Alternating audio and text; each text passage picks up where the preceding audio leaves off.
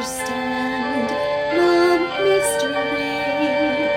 First take a look at the history. The words we use will give us clues. So join us now in Church Chatter.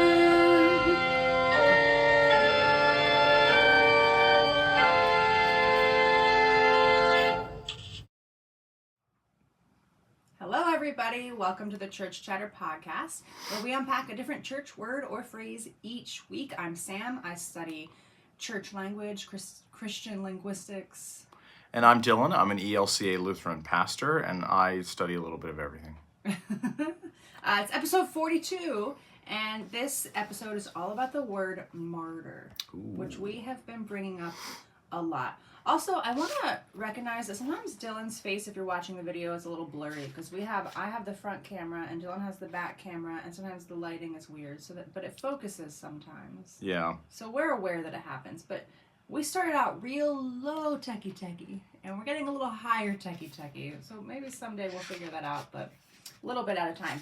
So let's talk about the word martyr. Okay. You ready? Are you looking at your book? Well, yeah, I'm just looking at some examples. So go ahead. Mm-hmm. So let's jump right into it. As always, light my candle. Smells good. Very soon, maybe in the fall, we'll get a new one. Okay. If you're watching the video, we've got the candle lit. Martyr. We've been bringing up martyr, I feel like, on many episodes. It's about time we actually do an episode on it. I love it. Yeah, it's an interesting one. This is actually, we're trying to keep the episodes not too long, but we could talk for a long time. There's a lot here. Yeah, there's a lot of information here. So in the Greek, the word martyr means witness, simply a witness. It was used in a very secular way. It was used in legal context. It wasn't a Christian word. It wasn't even really a Jewish word yet. It wasn't super religious. And it also did not have to, at first, and even arguably now, it did not have to do with just people who were dead. Yes, it's a witness. It had to do with the living or the dead. Yes. Yeah, interesting. In English, what we often see is it's translated to witness or testimony, right? Like always, I have my notes so you can see. There are some places where martyr, biblically speaking, is someone who dies on behalf of their witness or testimony.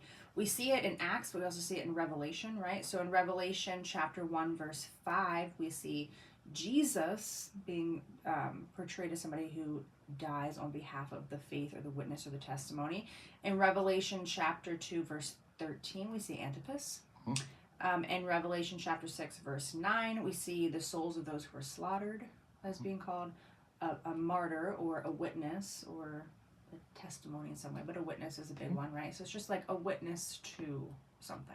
And a lot of times, the ones in the book of Revelation, you'll also see that the saints, those who have died or who were martyred, they'll talk about them being slain by their blood, but then also clothed with, metaphorically, presumably, obviously, but clothed with a white garment and connecting them to baptism, which reignites them again and gives them new life. And also palm branches in that... Which we did an episode on. Yeah, so you can go back and listen. So the martyrs are connected with usually blood and a white robe. Yes. So they die a death, and then they are reignited in this kind of motif going back to baptism. And then also the idea of palm branches being waved is that they're honoring Jesus, not Caesar. Yes. So this connection that they have died for the cause of Christ and not the cause of Rome. Of Rome, yeah, that's going to be a through line of this whole episode, and it's why I like the concept of martyrdom, at least to talk about it so much. I also hate the concept of martyrdom, which we'll get to. But it's really about being anti-empire. As always, it's against the Roman Empire. So we need to start by talking about how in the first 2 centuries, oftentimes we're told this story about how Christians were martyred. They were persecuted. That's not entirely true. It's not entirely false either. So we're going to spend a minute and talk about that. So in the first 2 centuries, first of all, I really believe in being intentional about our language. And Arguably 3. First 3 centuries, Yeah. I really care about being intentional with language. So you hear it all the time in these episodes. We don't say Christians when we're talking about those early centuries because it took a few hundred years after Jesus' death until Christianity became a real formalized thing. In fact, that term Christian, Jesus followers didn't even call themselves Christians. There was no unified Christianity. We first see this Christianus, right? We first see this Christian title being used when Pliny, I believe it was Pliny, a governor in Rome, a Roman governor, he was writing letters to the emperor saying, hey, there are some people, and they're in those Jesus communities, and the communities of the anointed ones, right? They were called a lot of things, but the anointed ones. And he called them Christianus. It was a political term, right? They didn't claim that term yet, that title yet. Right. But Pliny was saying, hey, some of them are kind of being disorderly and they're not being loyal to the Roman Empire. What should we do with them? And then you see the emperor essentially saying, like, give them a couple chances. If they're causing a lot of trouble, you got to kill them. Like, if they're not giving their loyalty, then you got to kill them. But if they repent, essentially, or if they're not causing trouble, don't even bother with them. That's what we see the first few hundred years. Were Christians or Jesus followers being killed? Yeah, because some of them were very anti-empire, true to the Jesus way. And then they were killed. Yes, that was happening. But the Roman Empire in those centuries was not actively like, oh, you believe in Jesus, you're following Jesus, you're part of those Jesus communities, oh, off with your head. That wasn't happening. It started to happen during... Well, I think of Domitian and Nero. There were exceptions. But the whole idea of it kind of being like a universal... Like Christians are the enemy? Christians are the enemy. No, it was much more regional and local. Mm-hmm. So there was indeed persecution, but it was much more, again, regional and local. And it was for 2 reasons, like you said. It was for neglecting the Roman imperial cult, or the mythology of the day, the religion of the day of Rome, and much more so the defiance that the emperor, that Caesar, is not Lord or not king. Yes.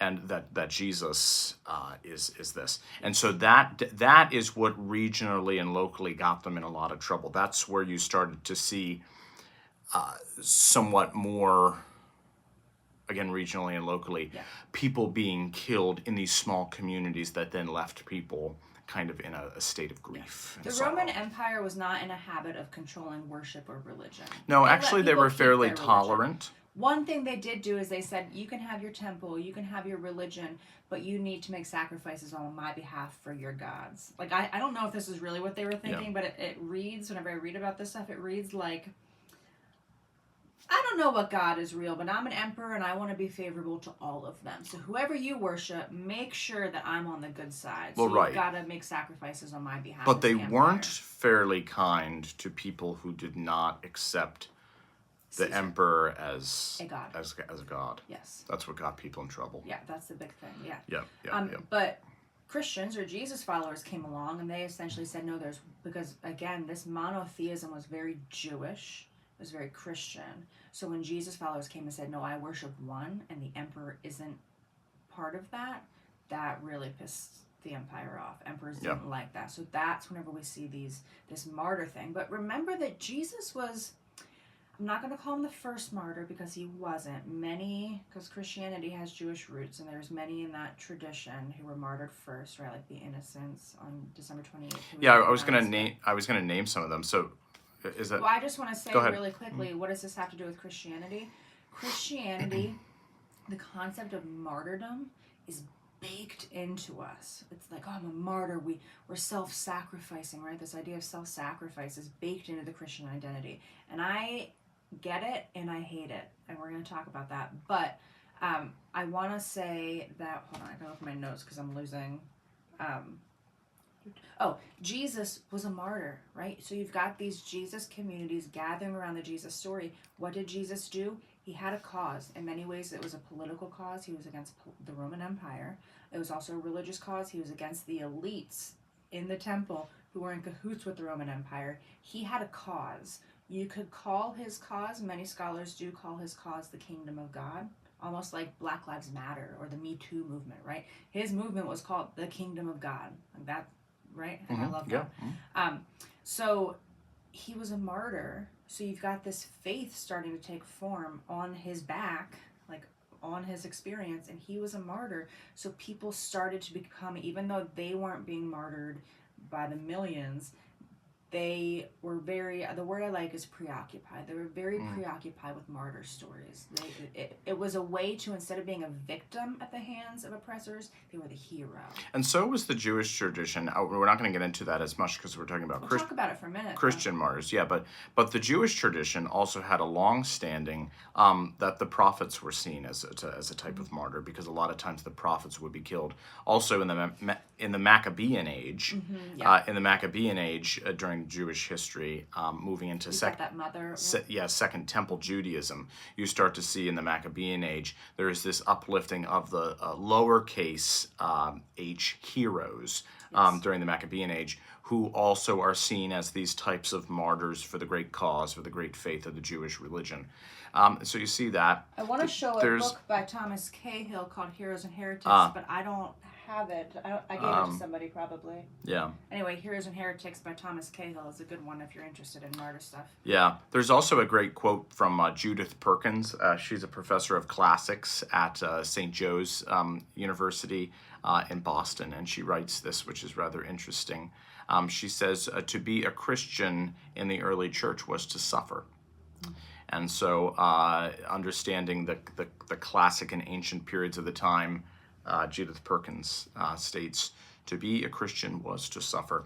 Which is interesting because we see a lot of people in the early days, they were either killed or they were beheaded or they were stoned or they were tortured.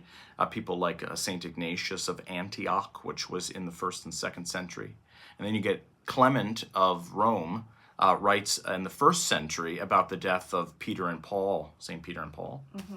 And you just said Antipas and James, the brother of Jesus, and James, son of Zebedee. John the Baptist, we get his beheading for a cause. We get the Holy Innocents, the children. And the first one that we get in the book of Acts is Stephen. Stephen, the deacon in the church of Jerusalem, was stoned. Can we pause for a moment and talk about suffering and Christianity? I knew you would on that. latch in. I want to provide space. It's not the only part of the story. Yes.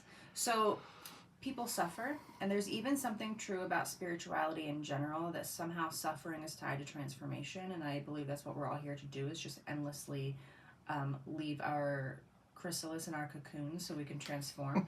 There's suffering there. For many people, if they have a testimonial story, which I'm not one of those people, it begins with suffering, like a divorce, an illness, like a moment of suffering.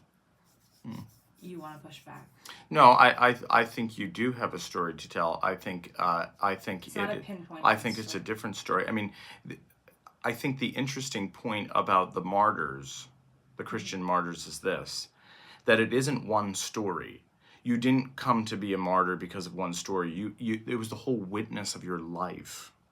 That's good.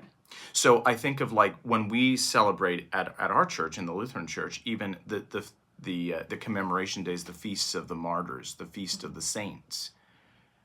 It's not about one thing in their life. It's about the life, faith, and witness. It's the whole thing. That's good. So it's about I know you don't like this word either, but it's about the journey. It's about the journey of their life, from birth to death.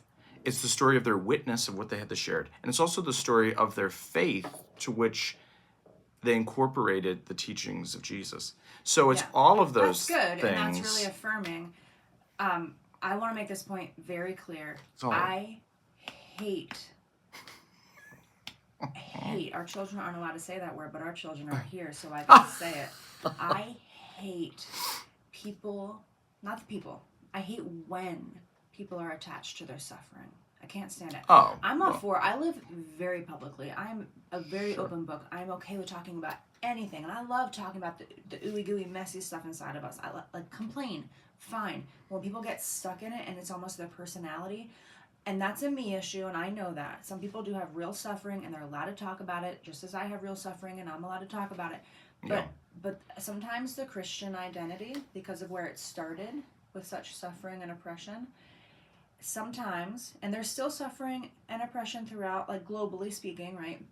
Do you know what I'm saying? I hate. Oh no, I do. hate I think that's in that- every. I'm not dismissing this, but because I think what you're saying is quite profound, actually, and yet.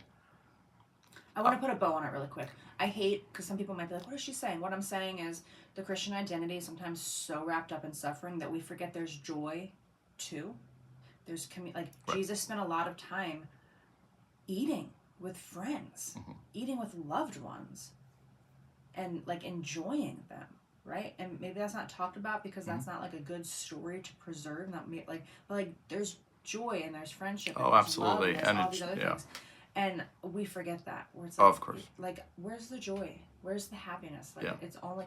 And some people, whenever suffering is brought up, they light up. They're like, oh yeah, I'm here to shine. And whatever it is in me, I'm just repelled by that. I can't Sure. stand Yeah. the attachment to suffering. Yeah. But also, I get it. Right. Okay. Well, here's an interesting thing. Could I share what I have next? Because this is an interesting thing. So the 1st and 2nd century, you start to see this this martyrdom kind of develop, right? Regionally, locally, specifically. And then the 3rd century comes around. Okay, and the 3rd century comes around, and there's an early writer about the Jesus movement, and his name was Cyprian, or Saint Cyprian. And Cyprian wrote extensively about the history of the church and about how the church was worshiping. And Saint Cyprian is kind of an early specialist on the ancient Christian martyrs. If you want to know anything about the martyrs of the early church or the early Jesus movement, you want to read Cyprian. Okay, so Saint Cyprian in the 3rd century writes that and records that these early Jesus communities that were following Jesus, when one or many were killed and then buried, they would go back to the place that person was buried on the date of their death. And they would bring flowers, and they'd bring meals, and they'd bring prayers, and they bring meals to the dead person. they share would with bring others? meals to share with others in the graveyard of the place that the person was buried. And upon their type of tombstone, they would celebrate communion. And the reason they did it on... I don't hate that. The reason, so they brought flowers and they put flowers down, they prayed prayers, they read some scripture, they celebrated communion, and they told the stories of the person who had been martyred, the person who died. But they were doing it in a You've graveyard. got these martyr narratives. Martyr narratives. And there is numerous ones. Actually, so there's this There's so many. There's this great book. It's called The Origins of Fasts and Feasts, Seasons in the Early Christianity. It's written by an Episcopal priest and a Lutheran pastor. And it has great, I don't know if you could see it on here, but it has these old charts. And these old charts are some of the earliest charts that they found called sanctoral calendars. And these are regionally and locally some people have never even heard of before, like Gaius and Eusebius. And I mean, I know some of these people, but Felix, right? And all these people that we don't even talk about anymore, early martyrs of the church, that these people were going to their graves, right? And so this is the interesting thing. In communion, they saw that this was a meal that was both shared by the one whom died and is no longer. But in the sharing of that with the living, there's a kind of linkage, right, between the living and the dead, bringing flowers that represent life, right? Sharing these meals, saying prayers. But here's the interesting thing. They did it on the date of their death in the graveyard because the date of their death, this is a specific way of thinking. But the date of their death was not a death, but a new beginning. Well, A birth, sure, a yeah. birthday into something new. Yes. And so not this kind of, grievous, sorrowful, that me being the only thing. Oh, we grieve this person, we're never going to see this person again, we can't do this. But a celebration of that this one goes on to something new. Yeah. It's beautiful, but I also want to say so there's something. I'm kind going to of contradict myself because I was just saying, like, oh, the suffering. And I know you agree with me because we have talked extensively Sure, about this. I do. You know what I'm about to say? I think, but Funerals should be sad. yeah. Do not, do whatever you want. But I'm still going to speak in absolutes because it's our podcast and we get to. Do not, towards the end of your life, tell your loved ones, I don't want you to have a funeral. I don't want you to be sad. Have a celebration for me. Don't make it sad. No, let your loved ones grieve. Yeah. Funerals should be sad. I go to funerals because I'm married to a pastor more often than most, I think. You go to way more than most as a pastor. They don't even lower the casket into the ground anymore. No. And I remember at my grandfather's funeral, that was the moment when people lost their mind. And grief is a release if you let it out, especially in community. That's the point, right?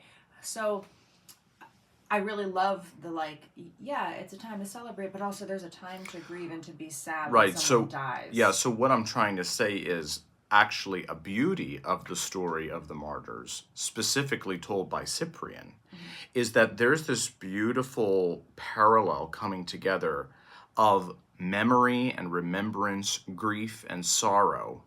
Yes. Really, really holding on to that, telling the stories of those who have passed, even years later, remembering their stories, and still grieving a bit because they are no longer with us in body.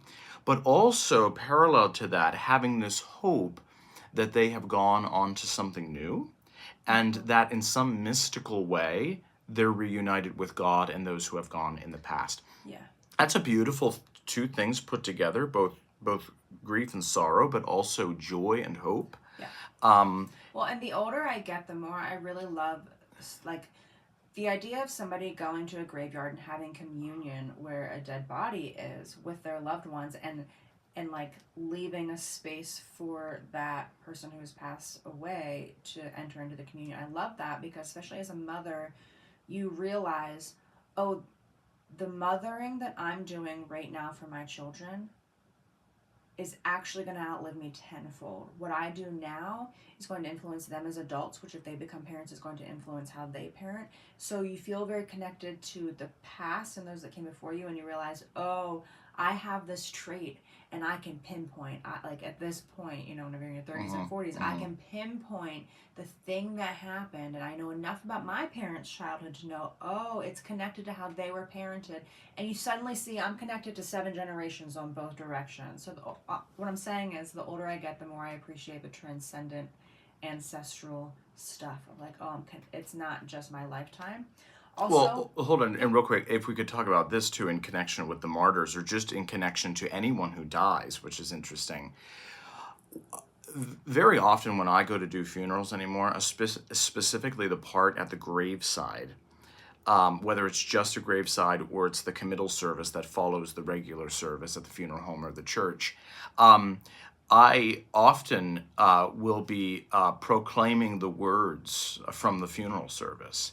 And they have been, in the modern day, so whitewashed, emptied of their true, raw, tactile, textual meaning. When I stand over a coffin and say ashes to ashes, dust to dust, if you were to look back at the reasoning for saying that specifically, and the action that went with those words, at the proclamation of the pastor or the priest at saying that, the family would come and drop dirt on top of, hold on, it's still, there was a shovel. Yes, a shovel. We all got to, yes, a shovel, and put that on. When the pastor is saying those words, it is attached to a real human meaning. And then after that, May the Lord bless them and keep them. May the Lord's face shine upon them and give them grace and mercy. That's when the flowers are thrown onto the grave, the hope of the resurrection of life. And now you say it all, and people are just Now there. people are just saying there. And there's very few times a very expensive box. there's hardly any lowering anymore. There's hardly any throwing of dirt or sand or anything like that. Sometimes people will still lay flowers, but after. And the words no longer match up. They're disembodied. They're almost emptied. Yeah, that's good. And so I think about the practices of the early church, where they were textually really going and sharing these different things in very meaningful ways. I'm not saying we need to do it exactly like they do. Some of that's not conducive. And yet at the same time, the actions match the words. Yeah, that's good. So that's really good. I want to rewind a little bit and talk about the Roman Empire. Ooh. So the Roman Empire, I know I've talked about this before, but they had these gladiator fights, and it's very connected to manhood, but it's also connected to loyalty to Rome. So in these gladiator fights, if you died, you were a martyr. Right? You died because you were loyal to Rome. You were fighting for Rome. You died a man. You died masculine, but you mostly died loyal to Rome. So whenever you have these soon-to-be Christians, these Jesus followers, really preoccupied with this martyr narrative, they're also saying, I'm dying for Christ. Right. I'm dying for Jesus, not Rome. Right. Every time during this time in history, in the beginning of Jesus followers, the beginning of Christianity, every time people were proclaiming their loyalty to Christ, they were just as much being anti-Rome, being anti-oppressive political power who were taking over, right, and harming people. So I think that's just really important to talk about. So Jesus communities really mimicked this. Also, we already kind of touched on this, but this is really powerful. These were small Jesus communities. And that word salvation, I know we did an episode on that already, but they were finding salvation, not this abstract, I'm saved and I'll go to heaven. And like afterlife was part of the conversation, but that was not central in the beginning. In the beginning, what was central was, I'm part of this community of 15, 20, 30 people because the Roman Empire promised to save us and all they've done is hurt us. I'm saved by this Jesus community. I'm saved by my brothers and sisters. I'm saved by my siblings in Christ. When I'm mourning, when I need a funeral, whenever I'm hungry, when I am sad, when I'm losing my home, when I'm enslaved, all of these things. When I have a child that is born and welcomed into the community. Yes, all of these things. My salvation is in this Jesus community. So whenever sometimes they had to die for the faith, because they, for whatever reason, were pitted and they had to either proclaim loyalty, which is what Revelation, by the way, is all about. 2,000 years ago, John of Patmos was telling people not, hey, someday Jesus is going to come back and this is what's going to happen. Although, I mean, we could get into that on another episode. But what he was saying is, hey, right now, Domitian is saying you need to call him a god. And I'm telling you, better to die a martyr for Jesus, for Christ, than to do that, than to participate with that system, right? You even get a glimpse of this at the ones who did die in martyrdom. You get that specifically in the book of Revelation, but you also get this great phrase. It's not very long. It's just a lovely phrase. It's in the book of Hebrews, which is in the New Testament, and it says. It talks about perseverance, persevering through times of turmoil and trouble. And it says, look upon the great cloud of witnesses that have been set before us. And remember, so it's talking about means witness. Yeah, so it's talking about people who have gone before us in this kind of great cloud. These people that, remember, the clouds are not just up in the air, but the clouds are surrounding you, the great cloud of witnesses that surround you that have gone on before us. It's a beautiful image. It's a beautiful image. Every time I go to church and I lead our congregation in the words of the apostles or the Nicene Creed, and we get to the communion of saints, I always think of that great cloud of witnesses spoken of in Hebrews, in the book of Hebrews, that All of these people who have gone on before us, whether they were martyred or not, Yes.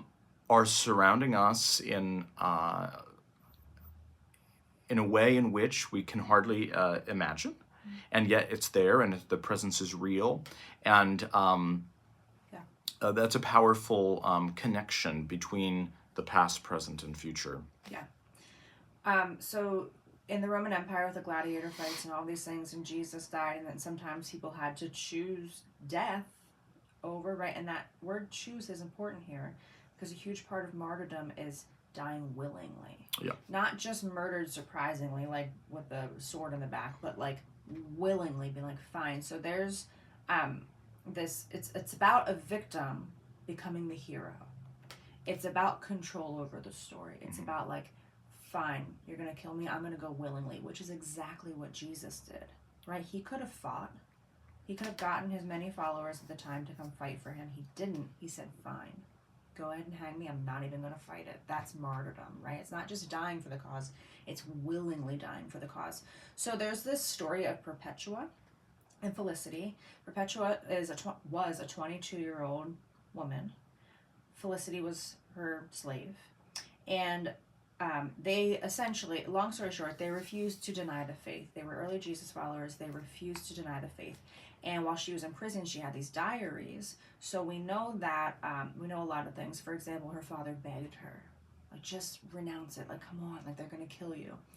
She didn't renounce it. She was arrested. She was put into essentially like a gladiator space where there were gladiators who were going to kill her, and there were wild animals. Boars, I would assume. Boars. But, so there were wild animals. She did end up dying in 203 CE, so in the 200s, very early 200s. But she also notoriously, the story goes, she guided the gladiator's knife to her throat.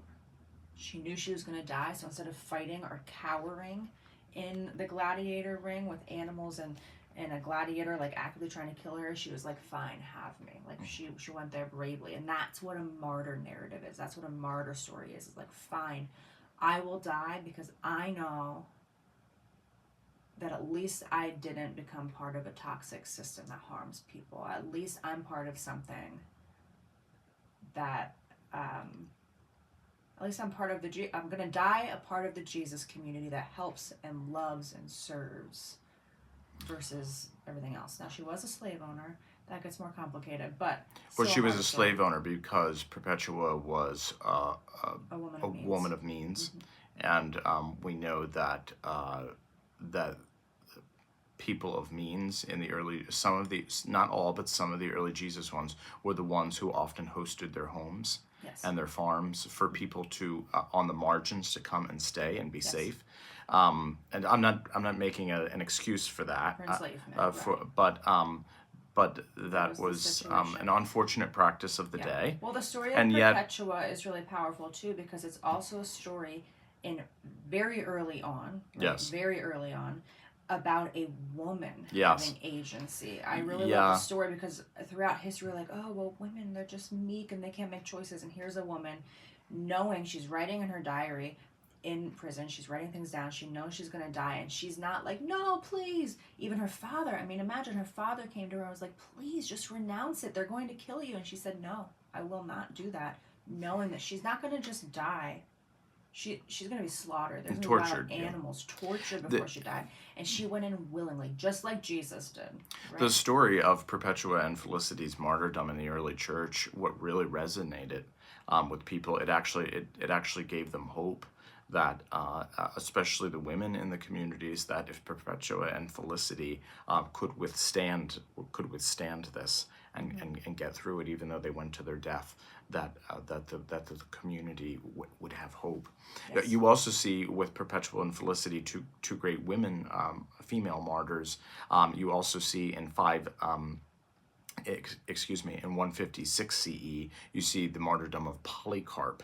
and Polycarp was one of the very early bishops of the church, who came out very publicly and renounced the emperor is not Lord and Savior, that Christ is this and that we don't have to live. we this don't way. have to, and he went to his very death. Polycarp, the Bishop Polycarp, very early on, and Well, in Maccabees era, in the there Maccabean was era, the Jewish that mother. was She Jewish had what, mother. like 5 kids or 7 Something kids? She had like, a bunch yeah, of kids, bunch of kids. and they were told to eat pig. Was it pig, which Jewish people could not under the do. law.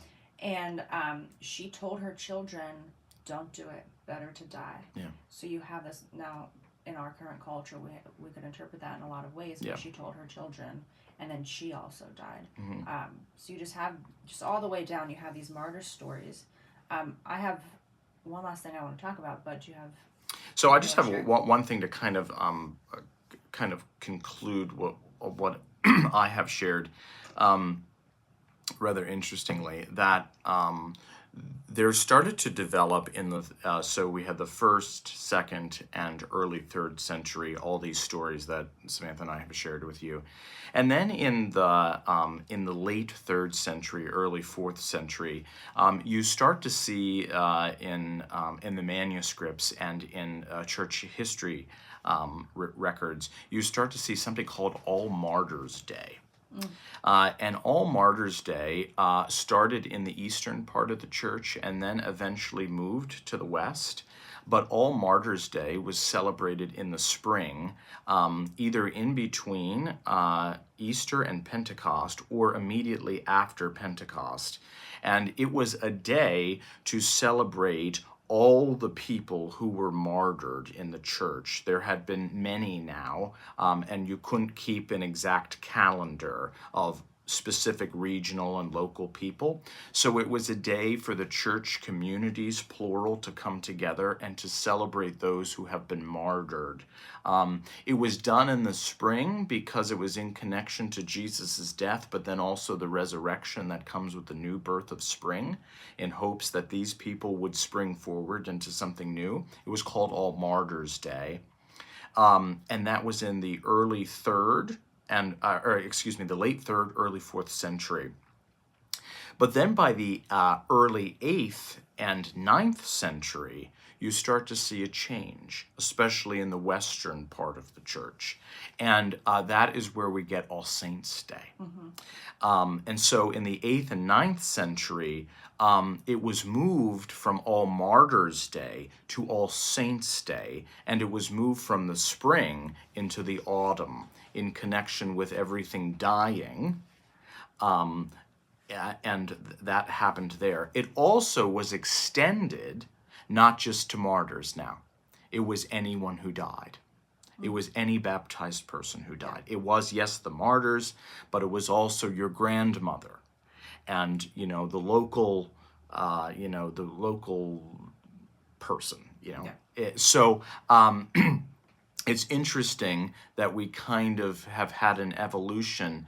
And as we know, I think we did an episode on this, maybe not, but All Saints' Day has become one of the... No, we haven't. All Saints' Day has become one, or sometimes they celebrate it on Sunday, All Saints Sunday, has become one of the... I love it. I love it because it's become one of the major or principal feasts, festivals of the church, in that we honor those who have passed, whether they were a martyr or not, and it keeps the people who are no longer in our community still alive in some way, that their life and their witness and their faith matters to us, the living.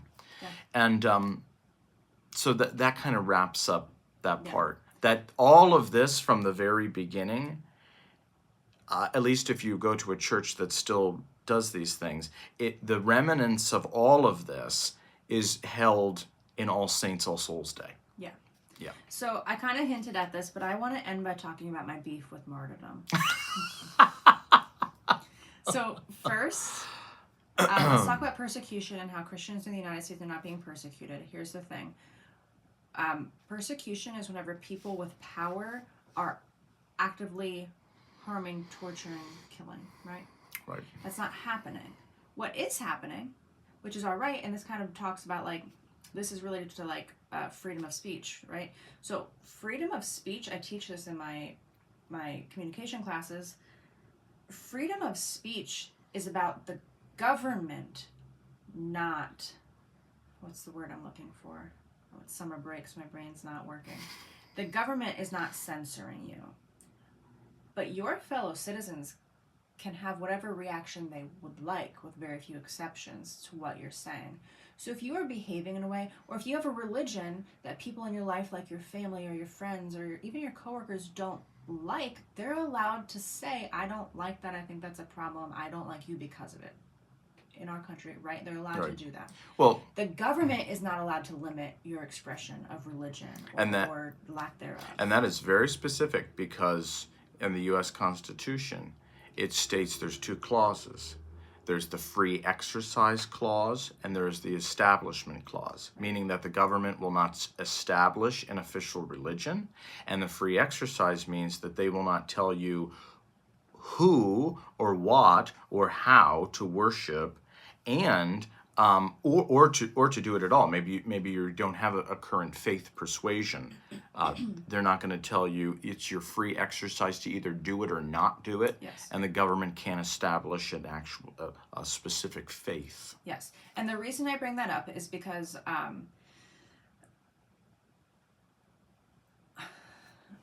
where are you going with this? So first, persecution is not happening in this country. In other parts of the world, for sure, we can have those conversations, but persecution of Christians is not happening. We are not being made martyrs at this point in history, so we need to be careful there. But I want to end by talking about women and martyrdom and self-sacrifice. And my beef with martyrdom is because now again, you have to remember that I came into Christianity as an adult, so I kind of got to see things with really fresh eyes. Whereas Dillon has been raised in Christianity, so we get to have this really fun marriage where we get to talk about things that he finds. So much of our conversations about Christianity has been this. Dillon, who has done extensive education and thinking and all these things about the Christian world, right? He doesn't have an unexamined faith by any means, but some things are normal to you. And then I come along and I'm like, that's weird. To an outsider That's looking healthy in, too. It's healthy. That's a weird thing, right? That's just very strange. And there's pros and cons to both, but it's what it is. So one of those things is this idea of martyrdom really just hits me weird. Where like you're pretty comfortable with like, yeah, martyrdom, but I don't like it because. Do you think you're not comfortable with it? I wouldn't say that I'm comfortable. I'm not saying that I'm comfortable with it, because I would think that if I were comfortable with it, I would say all the time it's a good thing. Mm-hmm. I don't relish at people being tortured and killed. No. And persecuted. Some people, actually, you could still be a martyr and not killed. You could be just tortured, mm-hmm. and that would actually make you a confessor. There's different things that the church has said. But so no, I find it admirable that some can do that, or mm-hmm. some do that. Yeah. But I don't know if I would. I don't know if I would praise that. Yes. So here's what I'm getting at. I'm just going to say it really bluntly. There's a martyr complex to Christianity now. We've inherited it. But in our current culture and time and space, we're not being killed for our faith. Right. But we still have this martyr identity. And this has a lot to do with my personality and as a feminist and all these things. I think it's okay to be a self-sacrificing person. If you love anybody, it's baked in. Mm-hmm. But some people, because of their Christian identity, I know many of them, they're very committed to self-sacrifice to the point where they just walk around resentful all the time that they're giving so much. Yeah. And I think that there's a shadow side to being a martyr. And I would agree with that. And I feel like Christianity doesn't. Sometimes whenever Dillon gives sermons at church, it's only happened a couple times, but he'll be like, oh, you gotta, like, you have to give, you have to give, you have to give. And so he sometimes will ask me, oh, how'd you like the sermon today? And a couple times, you know what I'm going to say? My response has been, I think it's really great that you're telling Christians they should give. But how about you teach Christians how to receive? Because a lot of Christians I know who are very loving and giving, once they need help, they don't know how to receive it. And I think that's also part of the spiritual life. And I think that there's a conversation to have about women and self-sacrifice, and how women from the time we are small are told that we need to sacrifice parts of ourselves for others, and men aren't told it to the same degree. And so that's just like a cultural beef of mine too, of like, I'm already told by the culture all the time. I mean, just the other day somebody was like, oh cool, and they didn't mean anything by it. They're like, oh, it's really nice, we were like at a picnic thing, it's nice, looking at me, the woman, it's nice you won't have to cook tonight. Even, like, just little comments like that are just a little bit like, oh, I have to sacrifice something. I'm expected to be the one who's cooking. I'm expected to be the one who's doing laundry. I'm expected to. I would say that, all these things. yes. And it's just part of that cultural thing. Do you know what I mean? I do. And I even. And I don't need my Christianity also always. I agree with you. I think that that's more a product of sexism than it is of martyrdom.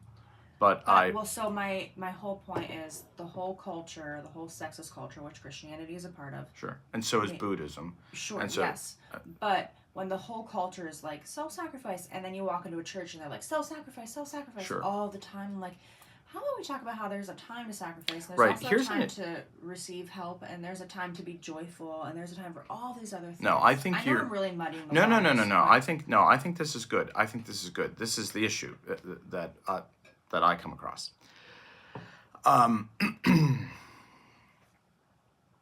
Most, not all, but most people who are sitting in a church in the pews in the modern day are not the ones that are always on the margins. Exactly. So when the pastor Most of them have power. Right. So when the pastor is crafting a sermon, he, she, they are most of the time talking to an audience that needs a little bit of a reminder that they need to serve others who are not themselves. Yes. So that's why that is in the modern church, especially in developed countries. We need to talk about the marginalized, the poor, the unhoused, the people who are. We have to talk about sexuality and gender inclusion. We have to talk about those things because there are indeed some people in our own congregation who do from time to time find themselves on the margins, and that needs to be addressed so that they can receive that, because I totally agree with you there. The issue is that most of the time in developed countries, pastors are crafting sermons, crafting homilies for people who are either in the middle, or they're a little bit more above, or they're fairly high above. Yeah. So that's good. It's to kind of light a little fire under the butt of both the pastor, who also finds themselves in privilege, and also the congregation, to remember those people who are indeed persecuted and suffering and in need. That's why the sermon, it sounds like I'm trying to defend myself, but that's an issue in developed countries. Okay, so I want to end in the next minute or two, but I'm going to give you a hot take. But hold on, and I agree with you 110% on what you're saying, especially with the women thing. Yeah. That it's a problem. Yeah, so this hot take is not related, but... So you're talking about giving sermons tailored to a specific community. Right. I'll look at the camera. I don't know where the camera is. I am 100% against sermons being recorded for the masses. As we're on a recording. This isn't a sermon. I'm so 100% against sermons being recorded and posted on YouTube or posted on Facebook. If you have some kind of private Facebook account where members of your church can be members or something, that's fine. I am very skeptical of sermons that are online for anybody to see, because what happens is, now it's called the looking glass, in sociology it's called the looking glass. All human beings have two experiences. We walk around looking at the world through our eyes, and simultaneously we walk around looking at ourselves through the eyes of others. unless you're like a sociopath. That's what Right, we do. We're right. all very aware of how we are perceived by others. When you have a camera on you, you right away are different. When somebody's watching you, you're public speaking, you're different. It's normal, it's natural, it's fine. Right. But when you have a camera on you, when a pastor has a camera and knows that they are being recorded to the masses, they can no longer tailor that sermon to their community. Like you were just talking about, you know who your community is. Right. Now you're thinking, how will this read in 20 years when somebody finds it? Are they going to be looking at the context, especially in today's day and age where we don't look at the context of what we're seeing online, right? They're not going to know that I'm in this town and this place and this year and all of these things. They're not going to understand why I'm saying this, who I'm saying it to. And I think that is very dangerous. Being everything to everyone is a problem. And I know that churches are really like, oh, let's be online. No, I think that's dangerous. I think that large communities are dangerous. Like huge communities, no thank you. Over 500, I'm not interested. I have had conversations with some of my colleagues who I love dearly about online ministry, about online sermons. Some of them for it, some of them against it, most of them for it. My understanding of the Christian faith is an incarnational faith. God came to us in the person of Jesus and was incarnate and became truly human and brought us the fullness of the divine. And so the church is an expression of that death and resurrection. And the church in its fullness is once again a tactile, textual faith, a faith where you come and you listen, you see candles lit, you talk to people, you share communion, you are baptized with water and oil and candles. It's a very thing. And then someone might say, well, yeah, but Pastor, or Dillon, not everybody can come. And that's why the pastor. And this is what I have to say.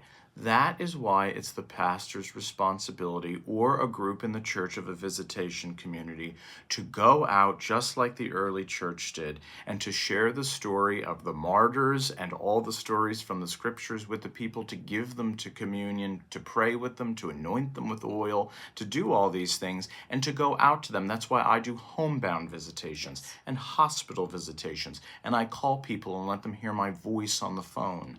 That is what it's for. It can become a very easy thing to say, well, we're now going to put the service on Facebook Live or YouTube or something like that.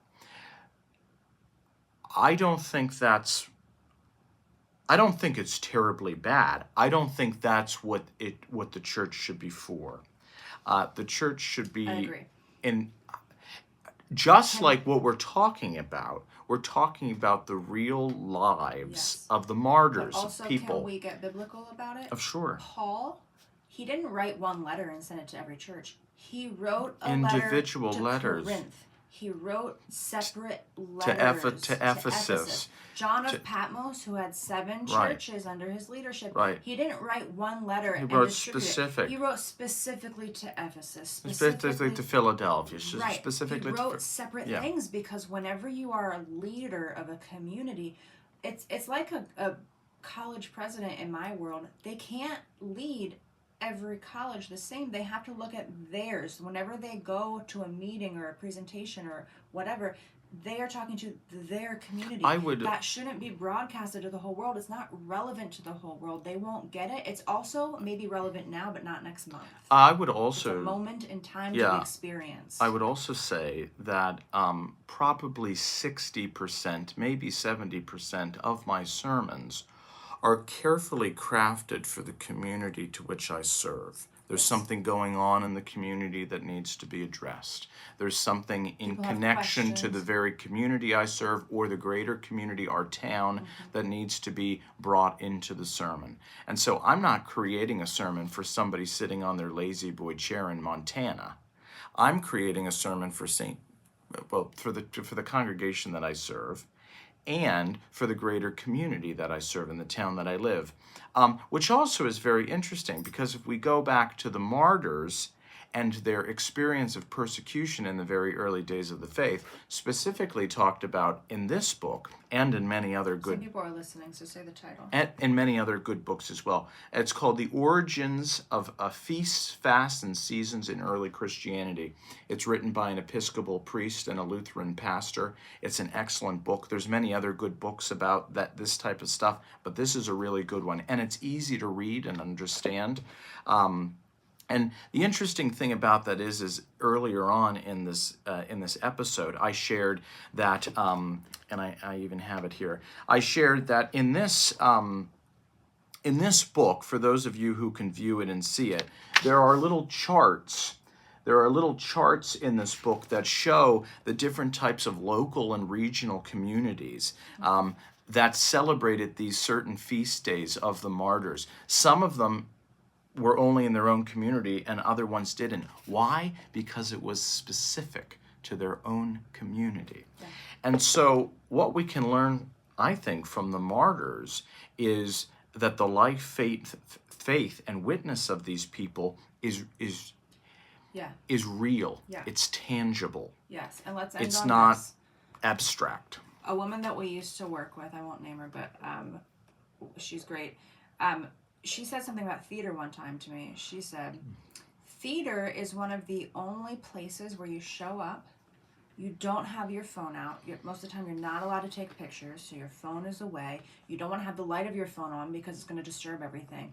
It's an hour, it's 2 hours, it's 3 hours. And you don't record it. You don't record it, you don't have your phone out. You are just there.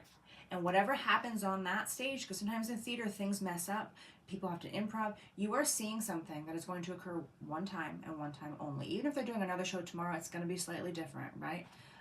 You're experiencing something that is in this moment, in the flesh. And when she said that to me, I'm like, because I love theater and so does Dillon, like, that's the thing. That's why I love theater and that's why I love church, because whatever is about to happen in this next hour, it's happening here. It can only happen because I'm here. It's not being recorded. I can't watch it later. I've got to be here now. If my child has to go to the potty in the middle of the sermon, then that's part of my experience is I'm missing 5 minutes of the sermon. It's here, it's now, that's it. And we are losing those spaces. Online communities are not bad. That's not the direction church should be. And I think I'm not like, no, church should record. If that's what your church is doing, that's fine. Sure. I just don't think that's a blind thing that every church needs to do to keep up with the Joneses. Well, and it's also not a fix-all. It's not a fix-all. There's other problems that come with it. And I don't, anytime a church starts to get like, we need to survive and we need to stay relevant. Please, the church is relevant. The story's not dying. That we are not a business. We are not market-driven. I'm not interested. Keep telling the story. Keep gathering in community. Keep loving yourself and your neighbor and God, and everything will be fine. The interesting thing is this, and I'll close with this. We keep saying, I know. In closing, No, in closing. it's interesting. Now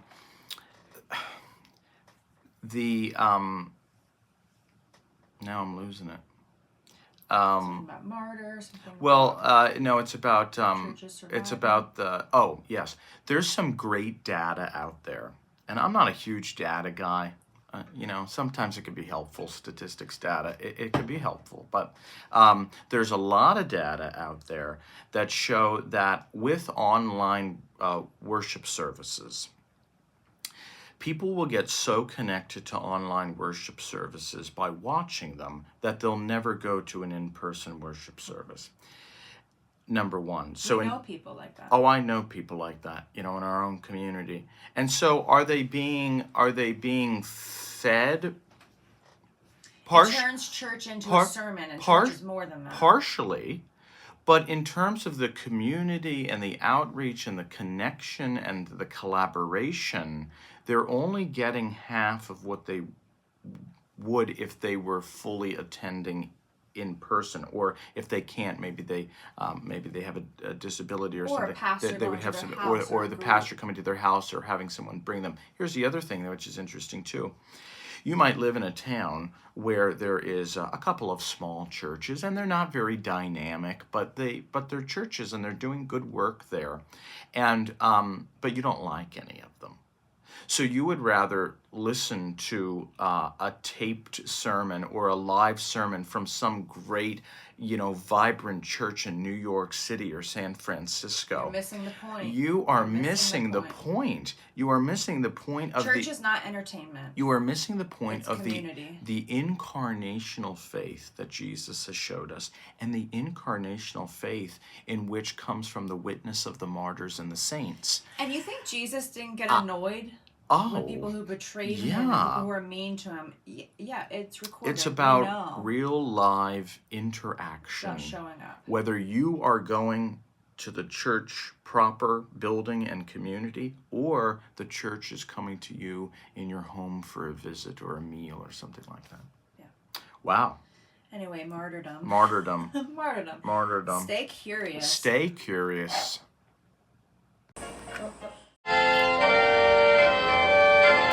To understand the mystery, first take a look at the history.